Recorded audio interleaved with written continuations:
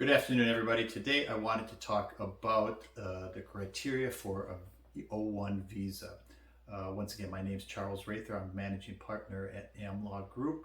We're based here in South Florida, where we focus on business immigration for entrepreneurs, business people, artists, professionals, and other individuals with extraordinary abilities. Although I understand we all have our own extraordinary abilities in one way or the other. But today we wanted to talk a little bit about O-1. So O-1 again is a non-immigrant visa, generally granted for 3 years at a time. And it's granted to people with outstanding abilities in art, science, business, sports, and maybe forgetting one of the other main categories.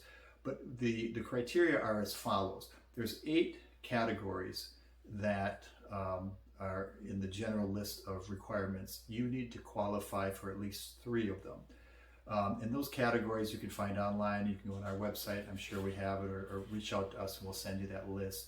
That includes such things as, and I can't remember all 8 off the top of my head, but things such as having received any major national or international awards, having written any important articles, having had any articles written about you in the mass media, having recommendation letters or demonstrating your ability to make a contribution to the field in question, what you're active in, having a high salary either at your prior positions or your new anticipated position in the US, and there's a couple other ones scattered in there. So what you need to do is to meet at least 3 of those requirements. And it's not too surprising or unusual if when a client comes to us, they don't have all those criteria prepared. So for example, they might not have any articles that were written about them, but that's generally not too difficult. We can kind of say, here, this kind of articles, this is the media you need to look at. Clients go work on that and they come back maybe in a couple months and boom, they have everything ready and all set to go forward.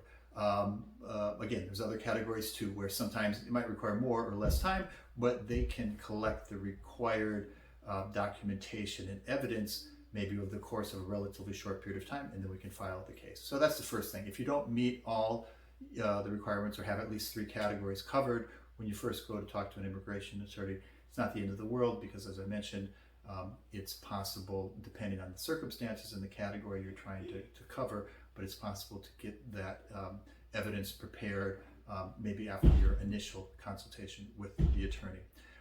The other thing that's required is you need to have an offer of an employment. So that could be from an agency, and that's generally more typical when you're dealing with maybe journalists, models, trying to think what other, but that's probably the most common that I've run across. Is there's an agency, musicians as well, that's an agency that's responsible for booking the person in question, and they don't have one particular employer. This week they're doing a set, with this company in this place, next week they're going to another location, etc. That's relatively unusual. The most common scenario that we generally deal with is where the individual, the applicant, is working for one particular employer over the course of the expected time in the US. But there is a very interesting loophole that's available, that you could be the owner of the employer. So just about any other visa category that requires an employer, the applicant, the applicant's close relative, spouse, children, they can't be a major owner of the company that's hiring you. Not so much so with the O-1. So with the O-1 visa, you could actually open your own company, and then that company hires you, extends a job offer, and based on that, you could get the O-1 visa. There are a number of corporate nuances and formalities you have to follow and observe. It's not just quite as easy as you open a company and you invite yourself to come work for your company. But anybody that's working with us, we help prepare those internal corporate structures and formalities in order to meet these requirements. The other thing that's generally required is if this is a startup business and there haven't been any activities or income up to date, sometimes we're seeing the service is more often requesting evidence of financial ability to run the business. So meaning that they have enough money to not only run the business, but also pay the salary of the main applicant. And so for this reason, we often strongly recommend to our clients that they have at least enough money in the bank account at the time of filing for the company to cover the annual salary of the applicant. And you have flexibility in determining the annual salary that you, the applicant, will receive. That's just an agreement between the employer and the employee, and that too is another, benefit of the O-1, because you're not required to pay pursuant to Department of Labor requirements, etc. So, our clients, I would say, generally maybe pay themselves maybe $40,000 a year, $50,000 a year, and that's generally more than adequate. So that's another bonus with the O-1, that there's a flexibility in terms of setting the salary. But like I said, you need to be a little careful to make sure you show that the company has the financial wherewithal to pay that. So if it's an operating business and you can show tax returns, revenue that's being generated, they probably aren't too concerned. If it's a startup, like I said, you usually want to have at least enough money in the bank account at the time of filing to guarantee the payment of at least the first year of salary for the applicant. So those, in a nutshell, are the main requirements for the O-1. It doesn't automatically lead to a green card. Some people sometimes think that, once I get an O-1, then I can file for a green card. The green card option of an O-1 is called an EB-1A. The criteria are very similar, in fact, but the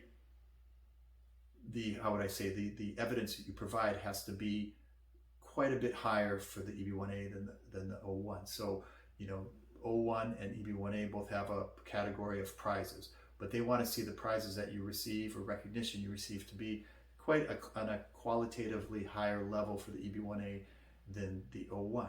So again, O-1 is great, but if you want to switch to or convert to a green card, that's a whole new process. You have to go through the EB-1A process. I'm sure we have other videos related to EB-1A on our channel, or you can go to our website where we have detailed descriptions about O-1, EB-1A, how they're interrelated, how you can work with one and then go to the other, and hopefully that will help you put together the best ideas for going forward. If you have any questions, please leave them here in the comments or contact us. If you like the information we provided today, please leave a like if you can. That always helps our ratings, and look forward to speaking with you next time.